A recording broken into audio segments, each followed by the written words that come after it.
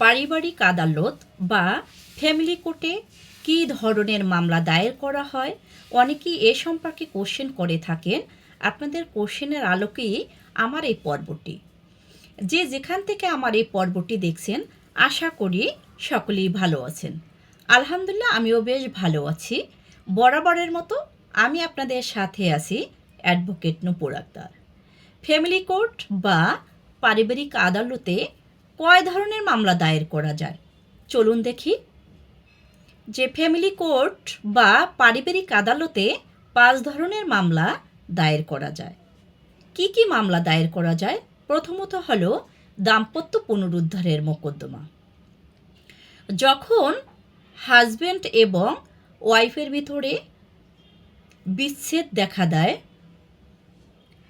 একজনে সংসার করতে চায় আর একজনে করতে চায় না, তখন কি করবেন? দাম্পত্য পুনরুদ্ধারের মামলা দায়ের করবেন।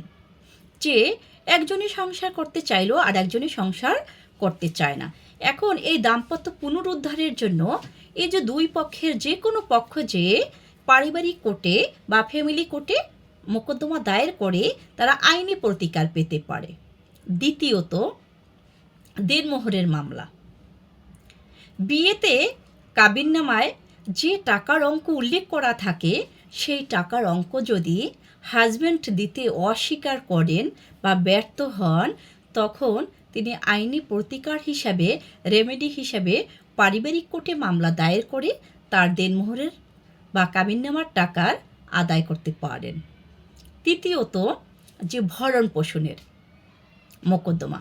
একজন হাজব্যান্ড যখন তার স্ত্রী এবং সন্তানদের যদি ভরণ পোষণ না দেয়, সেক্ষেত্রে স্ত্রী এবং সন্তানেরা ভরণ পোষণ আদায়ের জন্য পারিবারিক কোর্টে আইনি প্রতিকার পাওয়ার জন্য মোকদ্দমা দায়ের করতে পারেন। চতুর্থত, বিবাহ বিচ্ছেদ। অনেক সময় দেখা যায় যে বিচ্ছেদ হয়। এই বিচ্ছেদের ক্ষেত্রে যে প্রয়োজনীয় যে কাগজপত্র রয়েছে, এই কাগজপত্র সঠিক না, এবং হিন্দু বিবাহের ক্ষেত্রে সেপারেশনের প্রয়োজন হয়।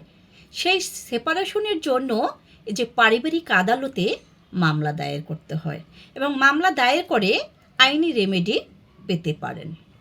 সর্বশেষ, পঞ্চমত হলো অভিভাবক বা গার্ডিয়ানশিপের মোকদ্দমা। এক্ষেত্রে দেখা যায় যে অনেক ক্ষেত্রে হাজব্যান্ড এবং ওয়াইফের ভিতরে ডিভোর্স হয়ে যায়। ডিভোর্সের পরে তাদের যে সন্তানেরা থাকেন, এই সন্তান মায়ের কাছে থাকবেন না বাবার কাছে থাকবেন, কে কার কাছে সন্তান রাখবেন, সেটা নিয়ে অনেক সময় যে স্বামী স্ত্রীর ভিতরে দ্বন্দ্ব হয়।